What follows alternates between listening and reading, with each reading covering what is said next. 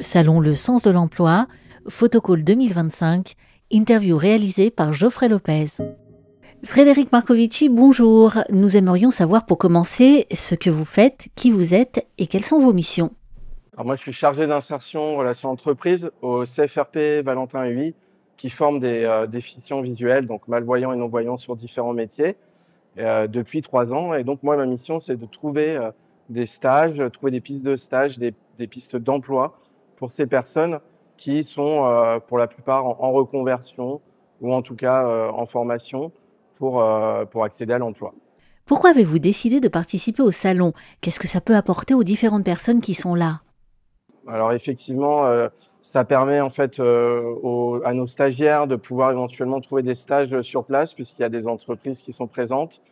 Ça permet aussi d'être visible puisqu'on a un stand de notre centre de formation.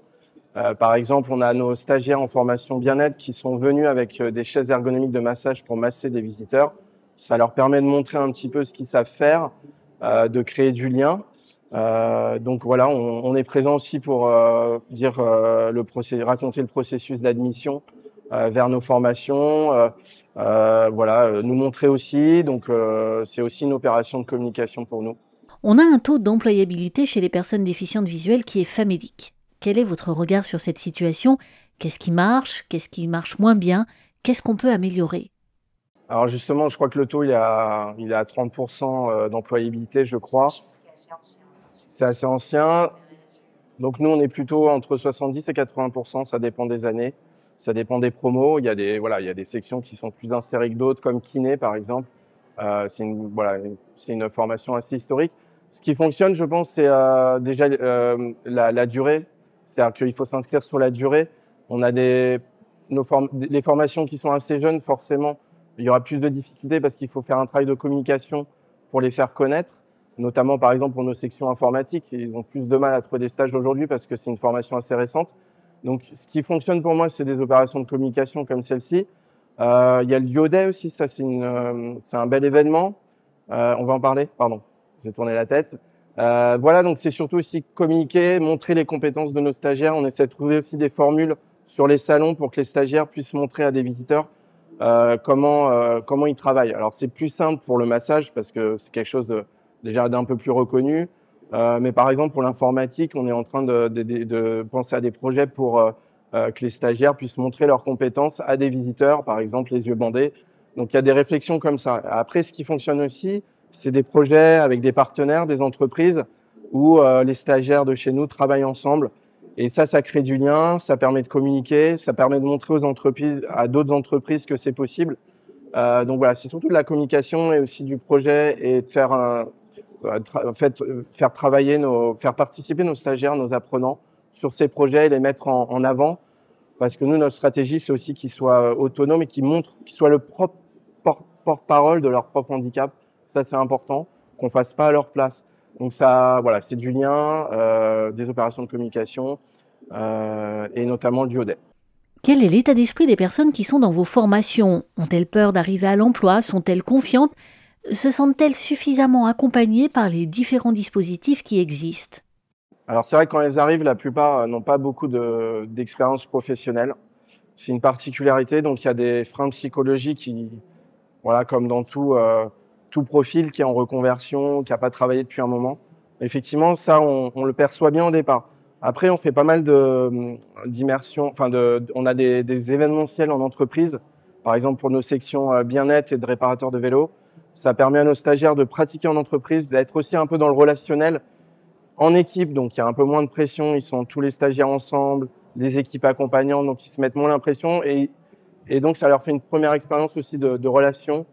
Et ce genre d'événement permet de lever des freins. On a aussi du coaching, en fait, on a une chargée d'insertion qui est en charge du coaching, donc justement pour tout ce qui est confiance en soi, expression, prise de parole en public, etc.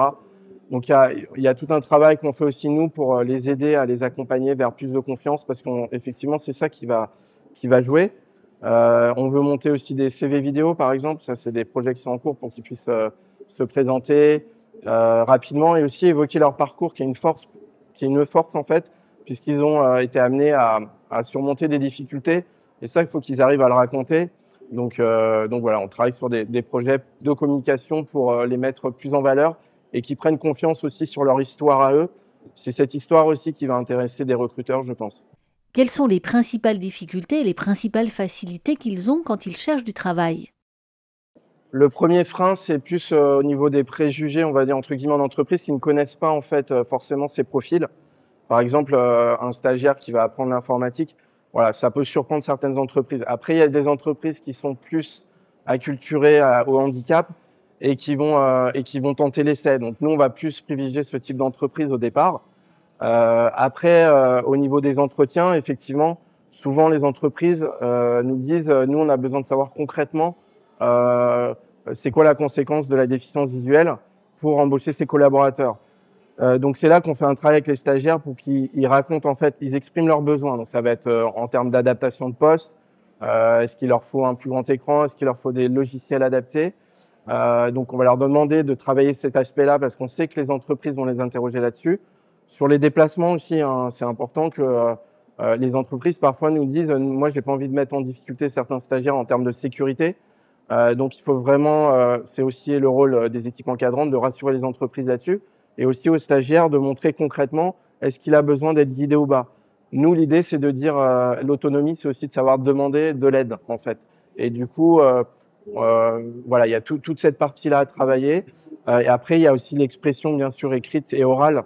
Donc ça peut bloquer certains stagiaires au départ. Et c'est vrai qu'au départ, parfois, certains ont besoin d'un peu plus d'être assistés, d'être accompagnés sur ces entretiens. Donc, parfois, les équipes professionnelles se déplacent avec eux. Mais nous, on leur recommande le plus rapidement possible d'essayer de se prendre en main et de les préparer, mais qu'ils essaient de faire la démarche seuls. Donc, voilà. Comment les entreprises perçoivent-elles votre démarche?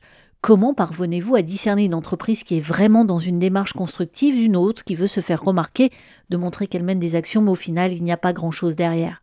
Moi, quand je rencontre, en tant que chargé d'insertion, quand je rentre en contact avec des entreprises, j'essaie de creuser un peu justement la culture du handicap. Est-ce qu'ils ont déjà intégré des collaborateurs déficients visuels? Sur quel poste? Est-ce que c'est plutôt des malvoyants avec un bon aide visuel ou des non-voyants? Déjà, celles qui vont prendre des non-voyants, on ne va pas tout à fait dans la même maturité par rapport au handicap. Donc ça, c'est un élément important. Après, effectivement, c'est comment sont structurées les ressources humaines. Est-ce que les responsables des missions handicap, les référents handicap des grandes entreprises communiquent bien sur le handicap auprès des managers, etc.